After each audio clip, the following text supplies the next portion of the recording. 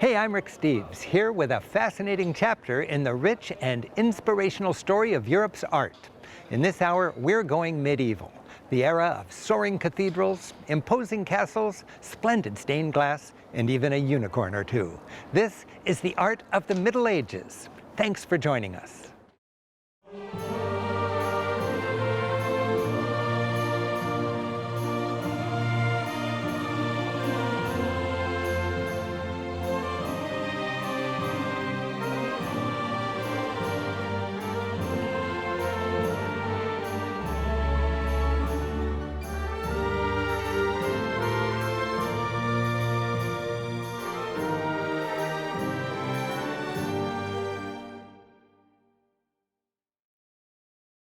The Middle Ages spanned 1,000 years, from about 500 to 1500. The first half was a time of relative poverty and economic stagnation. Then, around the year 1000, Europe rebounded. That story, its turmoil and triumphs, is reflected in the magnificent art and architecture of the age. We start after the fall of Rome, as the flickering flame of civilization was kept alive in monasteries and in fortress-like churches. We'll see how Europe was invigorated by neighbors on the fringes, from Christian Byzantium to Islamic Spain to the pagan Vikings of the north. Then we step into the High Middle Ages, marveling at formidable castles, radiant Gothic cathedrals, and art that both dazzled the faithful and celebrated secular life, as Europeans approached the dawn of a new age. Imagine, it's the year 500. The Roman Empire that had united Europe for centuries was crumbling, leaving a political vacuum. The city of Rome had been sacked, and marauding tribes ravaged the countryside. After Rome fell, Europe was plunged into what used to be called the Dark Ages. The once united empire shattered into small warring kingdoms. Frightened people sought refuge inside crude fortresses, in towns surrounded by thick walls and moats, or atop remote hills. Tilling the fields, most lived their entire lives in a single place, poor and uneducated. For centuries, there was little travel, little trade, no building for the future, almost no progress. People were superstitious, living in fear of dark forces. Desperate for security, they bowed down to the local warlord, who was armed with a castle and knights and backed by the church. The lord promised land and protection in exchange for loyalty and a tax on anything produced. This was part of a societal structure called feudalism, with peasants on the bottom, nobles and bishops in the middle, and the king or queen on top. This feudal hierarchy would dominate the Middle Ages and produce some of medieval Europe's earliest treasures. Jeweled crowns, scepters, and fancy swords. The ceremonial objects that reinforced the message that the feudal order was endorsed by God and all-powerful.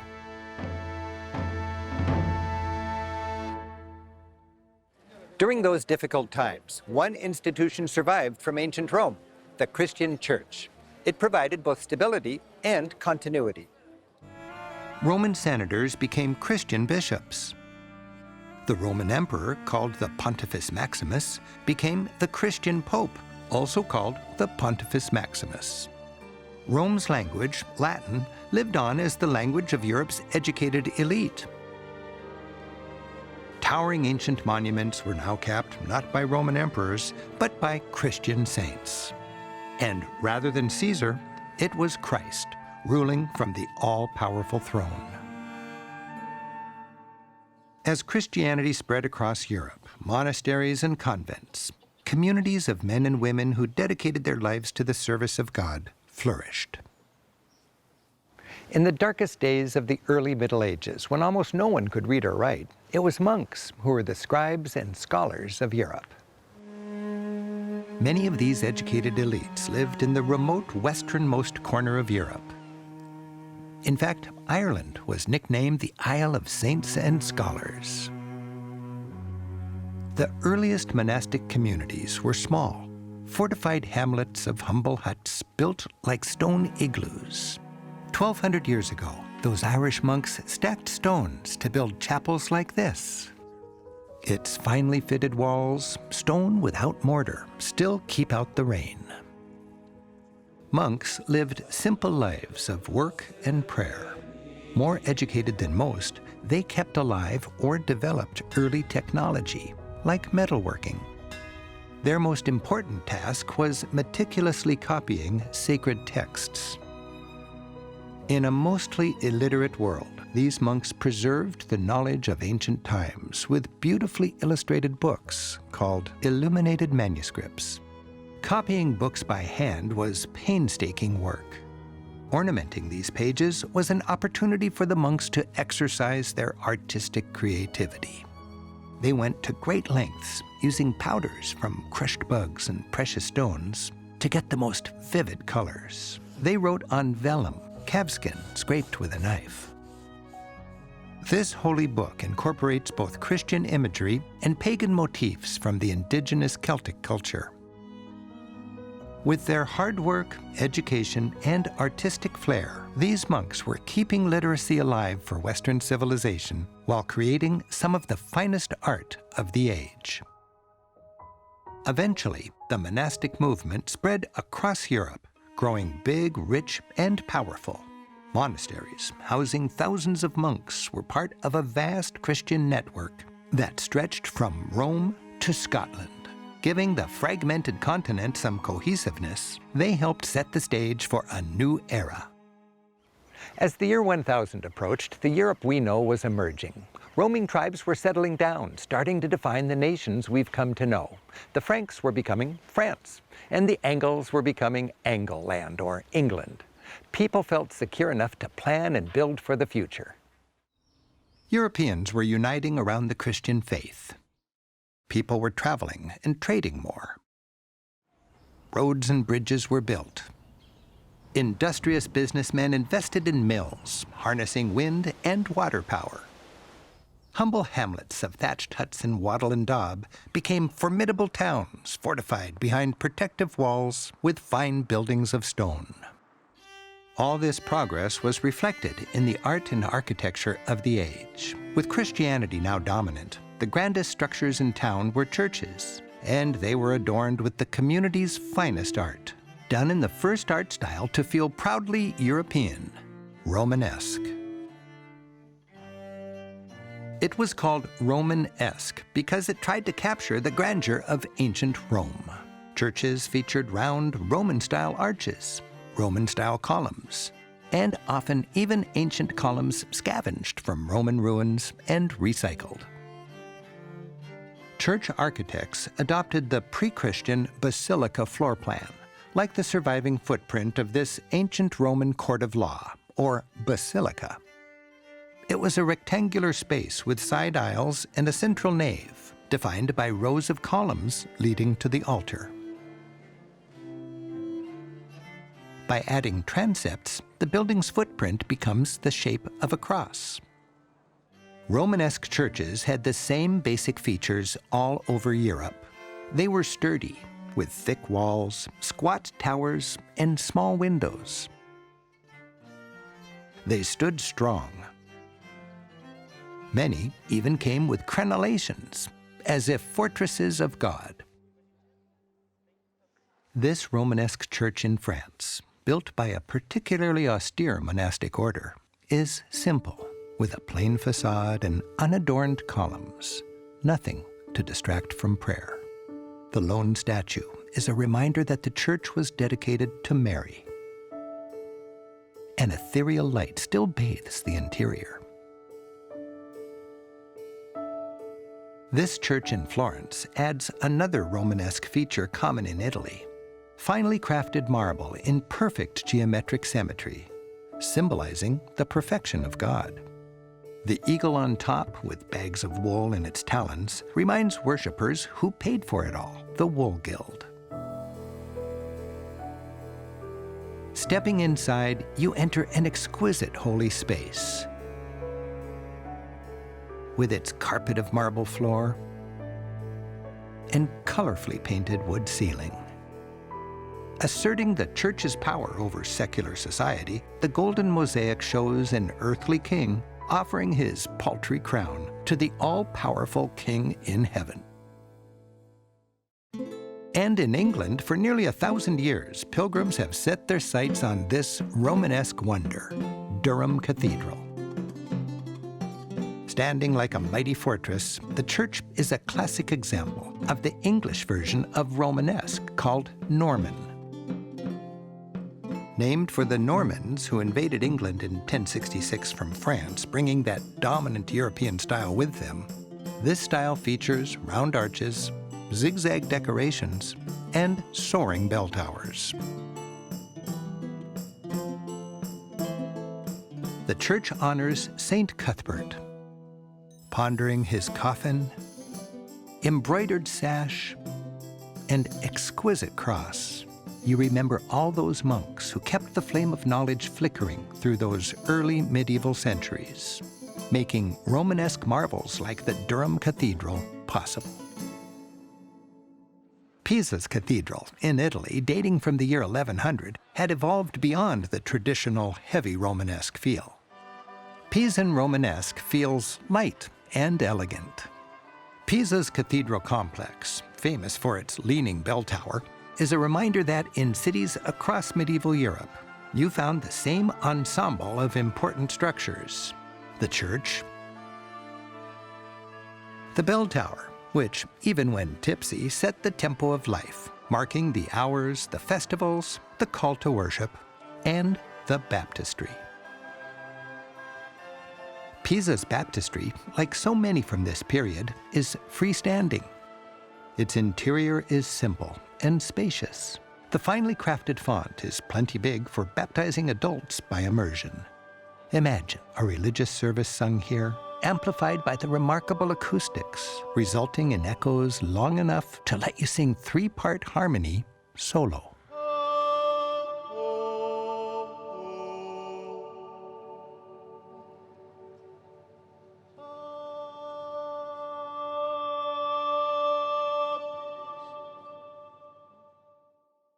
Romanesque churches were filled with beautiful art, and that art served the church. As most people were illiterate, pictures and symbols were used to teach and celebrate the Christian message. The art didn't have to be realistic, as long as it inspired worship. The physical church was a sermon in stone. The entrance set the tone. Carved scenes were flat or in low relief and cluttered. Images that told a story. While today Romanesque churches have plain stone walls, many were originally painted. Paintings were full of symbolism, showing saints not inhabiting the dark, cold, and sinful world on earth, but in an ethereal heaven. Romanesque painting had a mystical kind of beauty. Here, it's the Annunciation, as the angel announces to Mary she'll give birth to the Messiah. All of nature, including goat herders in 11th century attire, celebrates the news. Christ's life unfolds, ending with the crucifixion and his return, triumphant over death, sitting on a rainbow and blessing all who gathered. At the high altar stands Jesus, alongside his ever-popular mother, known as the Virgin Mary, Madonna, or Our Lady, or Notre Dame. She was a compassionate and approachable figure, one that medieval peasants could pray to for help. Other imagery showed how the powerful church legitimized the secular ruler, Christ actually crowning the king. They were partners in power, and many would say, partners conspiring to keep the masses down. This so-called Crown of Charlemagne, who in the year 800 was Europe's greatest ruler, came with a cross and the message in Latin, "By Christ King's reign." Throughout the Middle Ages, in the Romanesque age as well as the Gothic age that followed, art inspired. It comforted, And it frightened. Vivid Last Judgment scenes scared people into faithfulness. They showed the end of the world when Christ passes judgment on all humankind, giving the ultimate thumbs up or thumbs down. The righteous rise up to heaven, while the wicked are cast down into a horrible, horrible hell, ruled by the devil. There they're tormented for eternity by demons, eaten by ogres, and excreted in an eternally miserable cycle. Across Europe and through the centuries, peasants were made fearful by this powerful art, subjected at church to such vivid visions from the moment they walked through the door. In the centuries leading up to this Romanesque age, feudal Europe was mired in the relative darkness of the early Middle Ages. But sophisticated societies thrived to the east and south. Shining like beacons of enlightenment, they inspired and fueled Western Europe's progress. Way back in the 5th century, the Roman Empire had fallen in the west, but it lived on in the east, eventually becoming the Byzantine Empire. Byzantium remained Christian, and its capital was Constantinople, today's Istanbul. Throughout the early Middle Ages, with its imposing walls, for centuries, Constantinople was Europe's leading city, ruling a vast empire that was relatively prosperous and stable. While Western Europe built nothing nearly as grand during this period, Constantinople constructed this magnificent church, Hagia Sophia. The minarets were added later when it became a mosque. Built around the year 500 on the grandest scale possible, it symbolizes Byzantium's glory days. They used ingenious technology, a massive central dome supported by half-domes that was the biggest anywhere, and remained that way for nearly 1,000 years. While a place of Muslim worship today, for centuries, Hagia Sophia functioned as a church, perhaps the most exquisite church in all of Christendom. The church tried to recreate the glory of the Byzantine heaven. The vast interior gives the impression of a golden, weightless shell, gracefully disguising the massive overhead load. 40 arched windows shed a soft light on the interior, showing off the venerable building's Christian legacy that has endured the test of time.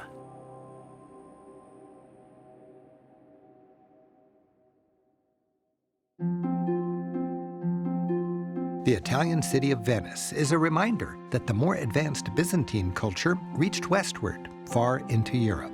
In the 11th century, St. Mark's Basilica was topped with Byzantine-style domes. Its decoration reflects that connection with the East. The basilica's fanciful facade is decorated with mismatched columns and statues, which were largely pillaged from elsewhere during the Crusades. The style? I'd call it early ransack. A good example of such plunder is this ancient Roman statue carved of purple porphyry, a precious stone quarried in Egypt and symbolic of power.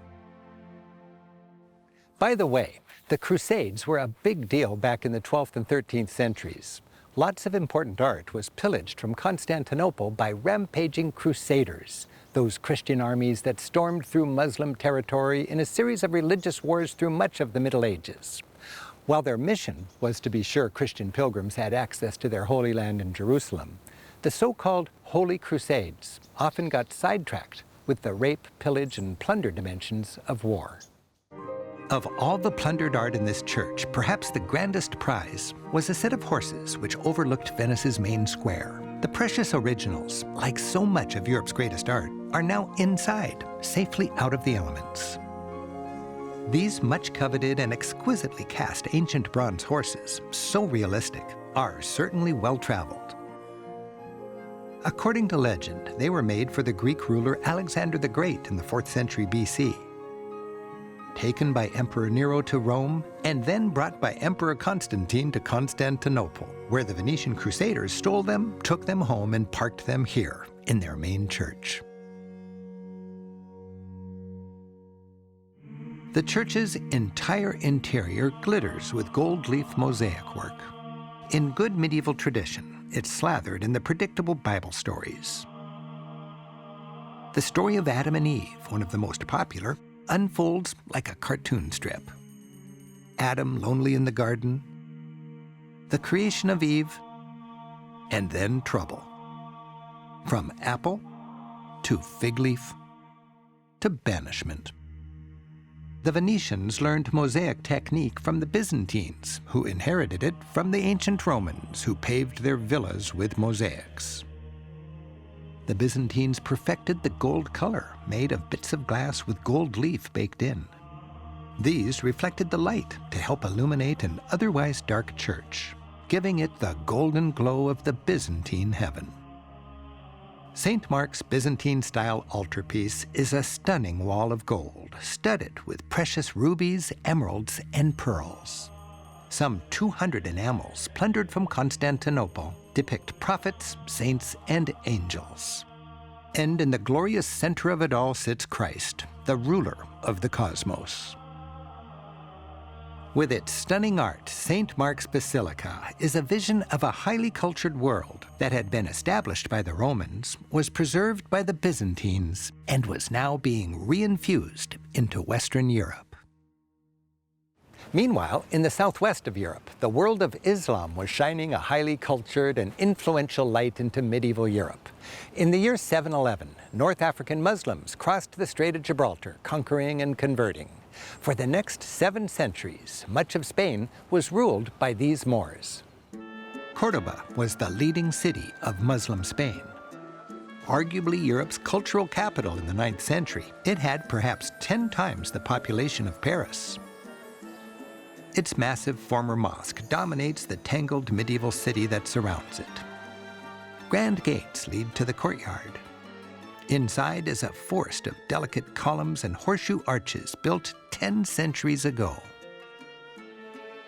The columns and arches seem to recede to infinity, as if reflecting the immensity and complexity of God's creation. Under their rule, this distinctive style of the Moors spread throughout southwestern Europe, or the Iberian Peninsula. Granada's Alhambra, the last and greatest Moorish palace, shows off the splendor of that Muslim civilization.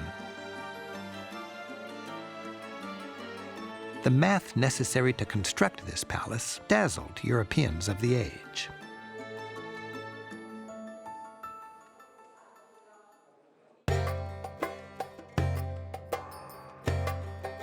The decor was exquisite, artfully combining both engineering and aesthetics.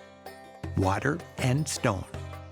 In the throne room, the Sultan would sit regally under an awe-inspiring wooden ceiling. With 8,000 pieces inlaid like a giant jigsaw puzzle, it symbolizes the complexity of Allah's infinite universe. Arabic calligraphy, mostly poems and verses of praise from the Quran, is everywhere. Muslims avoid making images of living creatures in holy spaces, believing that's God's work. But decorating with religious script is fine.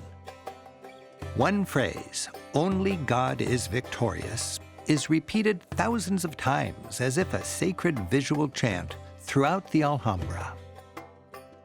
By the way, while churches portray people like this, in mosques, rather than images of saints and prophets, you'll see geometrical designs and calligraphy. This explains why, historically, the Muslim world excelled at non-figurative art, while artists from Christian Europe focused on painting and sculpting the human form. Artful Arabic calligraphy generally shows excerpts from the Quran and quotes from Muhammad. As a church would show portrayals of Jesus and God front and center, in a mosque, elaborate medallions of script high above the prayer niche read Muhammad or Allah. Christian forces slowly pushed the Moors back into Africa and reconquered Spain. With their Reconquista, Cordoba's mosque became a Christian church with a huge chapel planted in its center. Sevilla's Alcazar Palace soon housed Spanish kings. But even after the Reconquest, as Moorish artisans worked for Christian rulers, that Muslim legacy lived on in Spain. With Muslims on the southern fringe and Byzantines to the east, early medieval Europeans had one more surprisingly sophisticated culture on their northern border, the Vikings. Though best known as fierce marauders, the Vikings were also wide-ranging sea traders and hardy settlers with their own artful culture, one that dated back well before the 11th century arrival of Christianity to pagan times. Their remarkable ships are icons of those days of pillage and plunder. In formidable boats like this, finely crafted of oak, the Vikings ranged far and wide from their Scandinavian homeland. Gazing up at the prow of one of these sleek vessels, you can imagine the horror peasants as far away as France, England, or Ireland felt when those redheads on the rampage sailed up their river. It's often said that, for generations, the standard close of the prayers for many Europeans was not Amen, but "And deliver us from the Norsemen, Amen." While feared raiders, they also had a remarkable sense of beauty and design. That's clear in the excavations of the graves of Viking rulers. The Vikings worshipped pagan gods and believed in a life after death. And they believed you could take it with you. In their graves, archaeologists have found everything from jewelry to weapons, much of it with an impressive artistic flair. Viking chieftains were buried in their ships alongside their possessions, like fine leather accessories, ornately carved sleighs, or even a horse cart decorated with scenes from old Viking sagas. Their artistic objects seemed to provide a link between this world and the next. Over time, the Vikings intermingled with the Christian people they previously terrorized. Eventually converted and tamed, Vikings redirected their boat-building skills, and rather than sleek ships to raid in, they built fine wooden churches to pray in. There were once over 1,000 of these stave churches. Because little remains from societies that built primarily of wood, few of these churches survive. They were supported by pine poles or staves and slathered with a protective coat of black tar. Wood was plentiful and cheap. While the basic design reflects the simple technology of the age, more elaborate examples, like this one, stand as proud testaments to the Norse culture and its art. Carvings evoke the pagan roots of these early Norwegian Christians. Stylized dragons, reminiscent of those that once adorned Viking ships, probably functioned like gargoyles to keep evil spirits at bay. Interiors were stark and dark, with tiny windows and simple X-shaped crosses of St. Andrew, a local patron saint. The architecture guides your gaze upwards, toward heaven. The Vikings were yet another example of the blending of ancient pagan and Christian culture that would eventually create the Europe we know today. By the year 1000, Europe was on the rise. Entering a period called the High Middle Ages, it was a time of growing innovation, trade, and travel. Christianity was dominant, and people celebrated their faith by building great structures. The imposing Romanesque style was eventually eclipsed by an even grander style, Gothic. Gothic was an architectural leap forward, with taller and taller churches reaching for the heavens and filled with more and more light. Fueled by their faith, Europeans built towering cathedrals to the glory of God. Each community tried to outdo the other, with churches featuring soaring naves, supported by elaborate pointed arches and flooded with light. Gothic seemed to be emblematic of a Europe moving upward and onward. The Gothic style was born in France in the 12th century. The cathedral in Chartres one of the first, greatest, and most influential Gothic churches, captures the spirit of this age of faith, as the Middle Ages were nicknamed.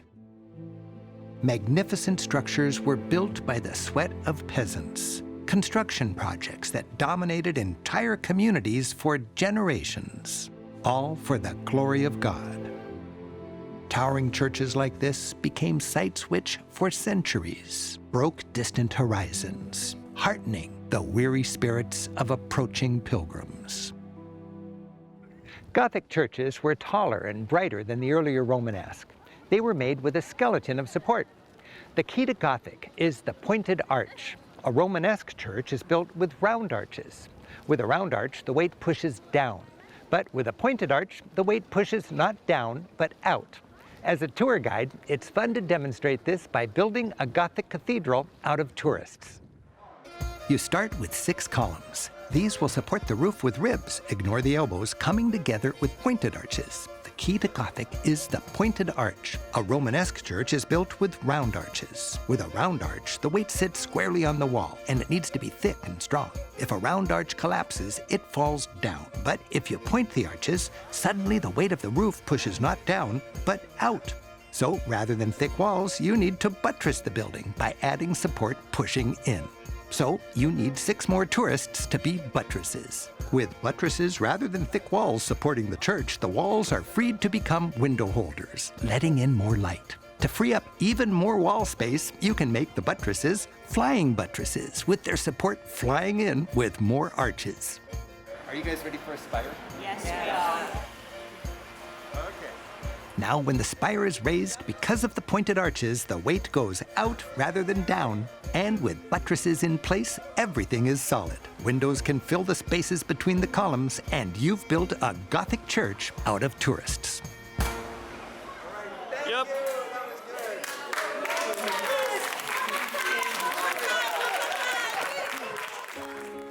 As the Gothic style spread outward from France, Europe was soon dotted with magnificent cathedrals. While each had its own personality, all were fundamentally Gothic. With pointed arches, lots of stained glass, and stately statues. Grand entrances came with a heavenly host offering a stony welcome. And multitasking gargoyles served as fancy rain spouts while busy scaring away evil spirits. The style evolved. Over time, churches grew taller and more elaborate. In England, the final flowering of Gothic is called perpendicular, with an emphasis on vertical lines. The original simplicity of ribbed vaults was replaced by elaborate fan vaulting.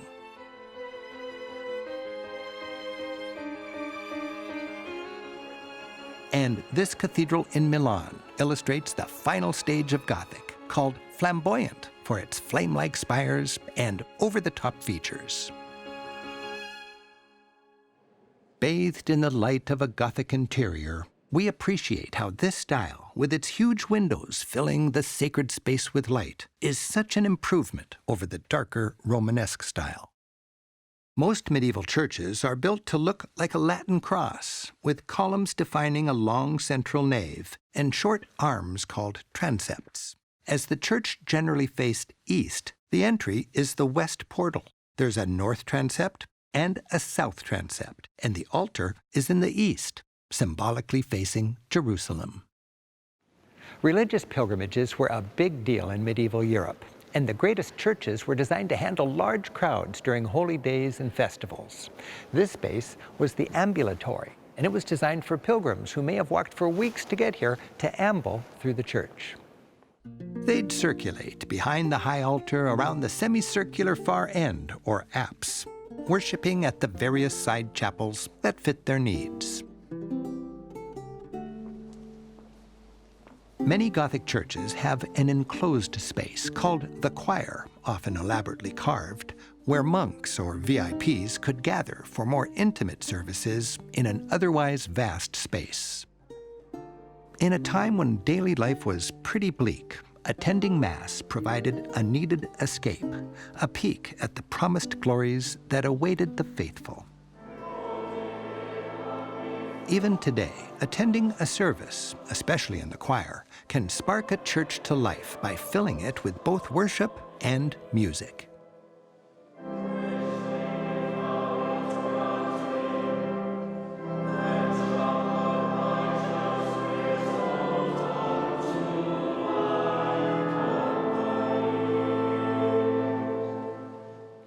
These huge caverns of stone needed to be decorated, and they were filled with the most glorious art of the Gothic world: towering altarpieces, inspiring statues, and the triumph of Gothic, exquisite stained glass. Sainte-Chapelle in Paris is a fine example. In typical Gothic style, the church is a skeleton of support, with buttressed columns, ribs, and pointed arches supporting the stone roof and freeing the walls to be window frames. In this case, to hold Europe's best original 13th century glass. In the Bible, it's clear: light is divine. And with Gothic, light pours through stained glass, turning dark stone buildings into colorful lanterns of light.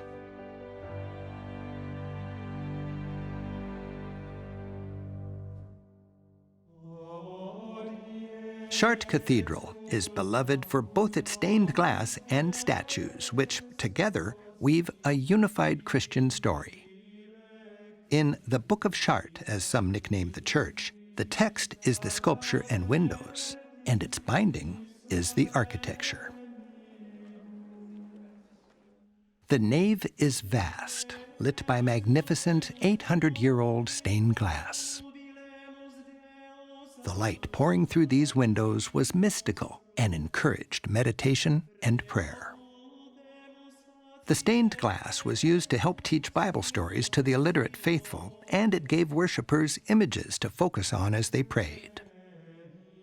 Windows can be read from bottom to top, as if from earth to heaven. The brilliant color is from minerals mixed into the glass as it's made, such as cobalt for the dazzling blue. The windows lead the reader through a series of dramatic scenes.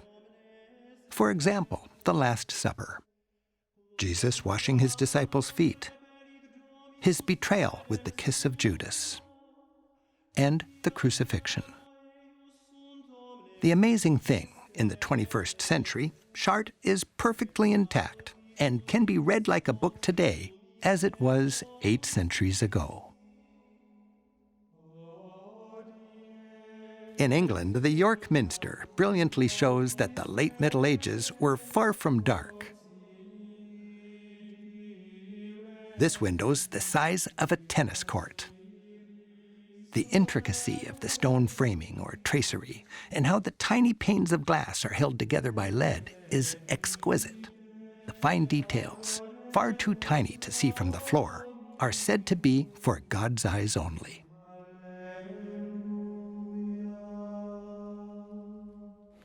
As the church was the leading patron of the arts throughout the Middle Ages, it owned the greatest artistic treasures.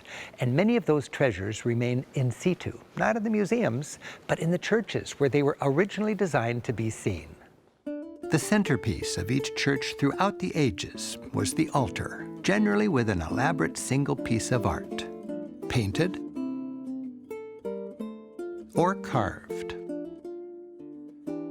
featuring Christ, the Virgin Mary, a patron saint, or a particular Bible scene. Some of the altarpieces were huge and overwhelming, telling the story of Christ scene by scene, from manger to resurrection.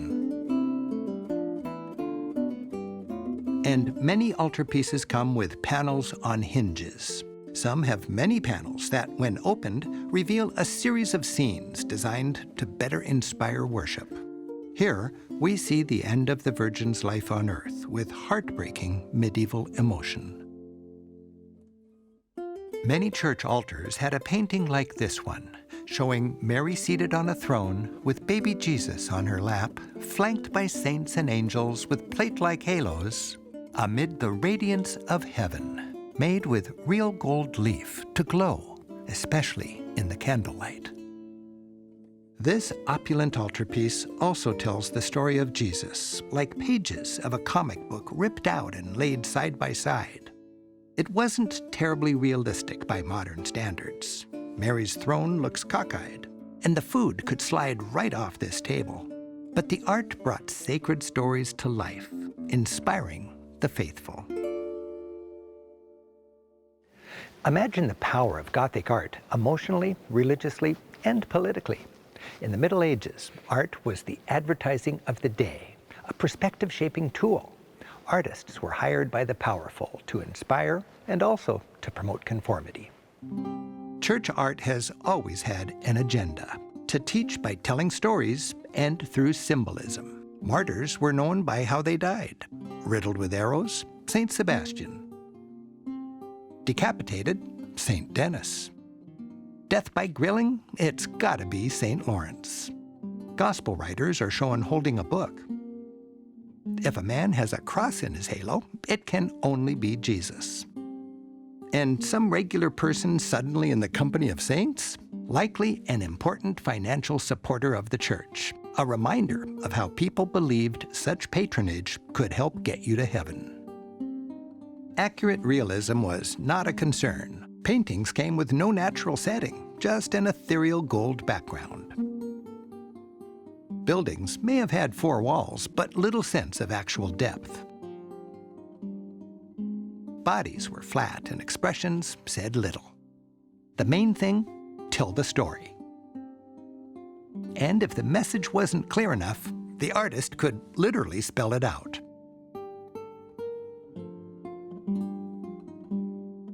A hellish hot tub taught that people from all walks, nobles, kings, even bishops, can end up in hell. You were reminded that one day your sins would be accounted for, as if written on a ledger. But it wasn't all fire and brimstone. While artists generally worked anonymously, they sometimes injected a little playfulness and personality. This man has a toothache. Another pulls a thorn from his foot. And here, a farmer clobbers a thief so hard his hat falls off. Medieval pulpits, from where the priest preached, were often masterpieces in themselves, with finely carved Bible stories and symbols that reinforced the gospel message. Readings were figuratively and literally supported by venerable leaders of the faith. Church treasuries are like museums, safely protecting jewel-encrusted gold and silver, featuring dazzling workmanship, war trophies, and priceless gifts, like this gold-encrusted unicorn tusk. Dazzling jeweled vessels called reliquaries were often masterpieces of art designed to protect relics. A relic is some physical reminder of Christ or a saint, like their bones or possessions, the finger of Saint Teresa, the jaw of Saint Anthony, perhaps a skull of a saint complete with jewels and silver, or, better yet, a full, regally dressed skeleton. Holy relics were the ruby slippers of medieval Europe. To the faithful, relics had power. They helped answer prayers, win wars, and ultimately, they helped you get to heaven. That's why pilgrims traveled far and wide to venerate relics, making the High Middle Ages a golden age of travel. In Venice, they came for the supposed bones of Saint Mark. In Padova, the vocal cords of Saint Anthony. An especially sought-after relic was a supposed piece of the original cross, like this one, with an actual nail hole, carried in a jewel-encrusted case by the emperors.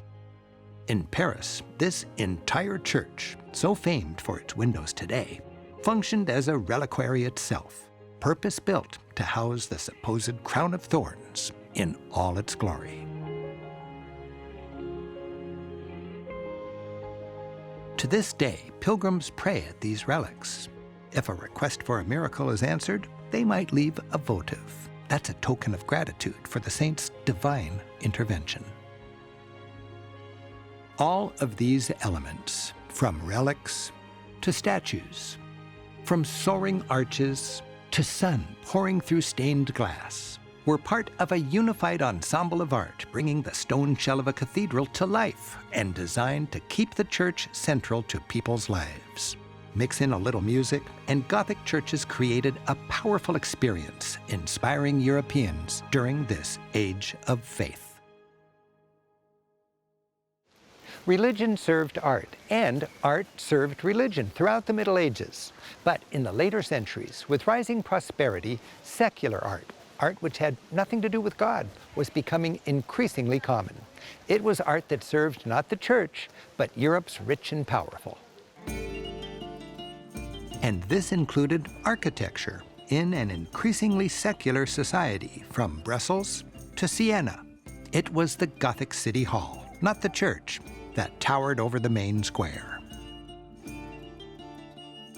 And the elites of the High Middle Ages built Europe's magnificent castles and fortresses, not for their salvation, but for both their protection and their pleasure. From Switzerland to the Rhineland, and from distant Scotland to the south of France. Castles and palaces provided a stage for the festivities of the medieval world, of chivalrous knights in shining armor, dazzling heraldry, and tournaments with flags flying.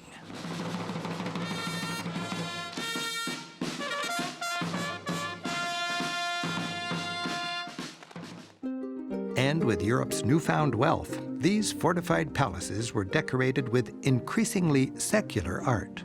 Rather than saints and Bible lessons, this noble family wanted voluptuous swoops and curls, a fantasy of elves, jesters, archers, and fruity symbols of fertility.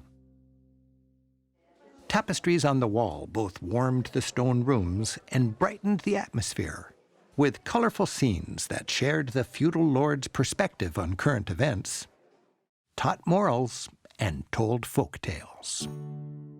This series of tapestries, from a slightly later age, gives us a peek into the everyday lives of ordinary people.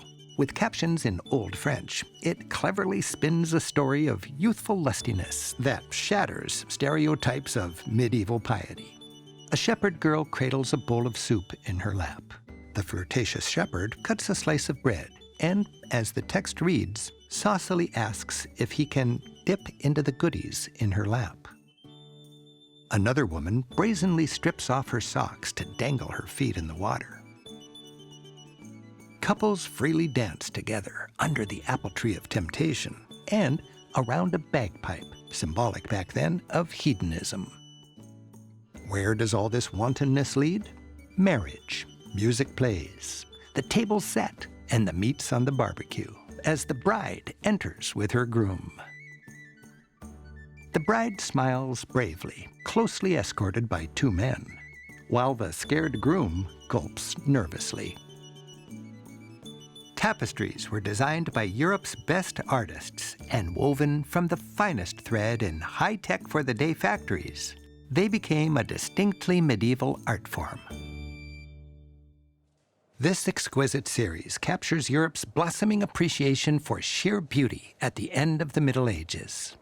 It's a celebration of all the senses. There's taste. A woman takes candy from a servant's dish to feed to her parakeet, while the little dog licks his lovingly woven chops. Hearing, the elegant woman plays sweetly on an organ, calming an audience of wild beasts. In this fanciful world, humans and their fellow creatures live in harmony in an enchanted garden. Sight. The unicorn cuddles up and looks at himself in the lady's mirror, pleased with what he sees. The lion turns away and snickers. Touch. That's the most basic and dangerous of the senses. Here, the lady strokes the unicorn's horn, and the lion looks out at us to be sure we get the double entendre. Medieval Europeans were enjoying the wonders and physical pleasures of life. The words on Our Lady's tent read, "To my soul desire." What is her only desire? Is it jewelry? Or is she putting the necklace away and renouncing material things? Is it God? Love? The unicorn and lion open the tent. Is she going in to meet the object of her desire? Or just stepping out to embrace the world?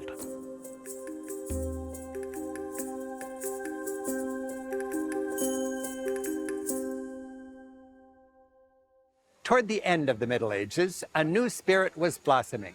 People were stepping out of medieval darkness, and art was changing with the changing times. Artists now celebrated not just God, but the beauty of the created world, done in a style that was more realistic than ever. Nowhere was that new spirit stronger than in Italy. With its close connection to ancient Rome and as the center of the Christian faith, Italy was home to both scholars and pilgrims. Cities buzzed with free trade, strong civic pride, and budding democracy as they broke free from centuries of feudal rule. As this allegory from the 1300s illustrates, once run-down towns with chaos in the streets were becoming places where the shopping was brisk, construction's booming, students are attentive, and women dance freely in the streets.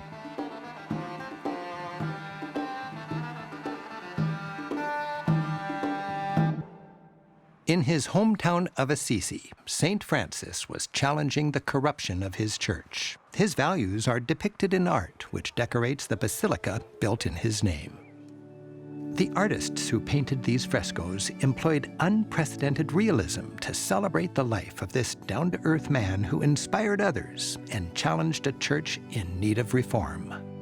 Leading artists of the day, including the groundbreaking artist Giotto, depicted Francis's life story with dignity, raising this humble friar to saintly status. The artist captures the well-known episode where Francis preaches to the birds. The variety of birds represents nature and the diverse flock of humanity, all worthy of one another's love. In the compassionate spirit of St. Francis, artists here portrayed powerful emotions as never before.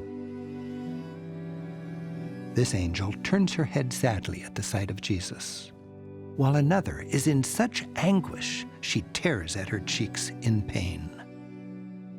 Mary, traditionally shown forever stoic, faints in despair. Nearby in Padova, Giotto covered this glorious chapel with frescoes telling Bible stories with a realism that was astonishing for its day.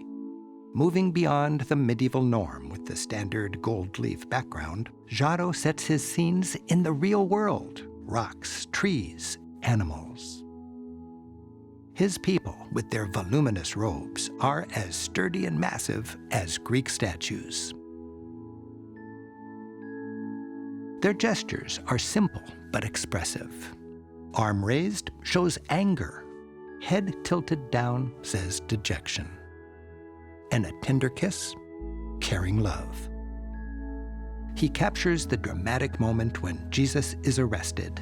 Amid the chaos, Giotto skillfully throws the focus on the central action. Judas looks Jesus straight in the eyes and betrays him with that infamous kiss. After his execution, Jesus is taken down off the cross, and his followers weep over his lifeless body. John spreads his arms and wails, his cries echoed by anguished angels above. Each face is a study in grief, of the vulnerability and strong emotions of these almost believable angels. Giotto, considered the first modern painter, created scenes that were beyond anything that had been done in the entire Middle Ages. By painting biblical themes with a new realism, Giotto was embracing centuries of medieval tradition while pointing the way to an exciting, more modern future to come.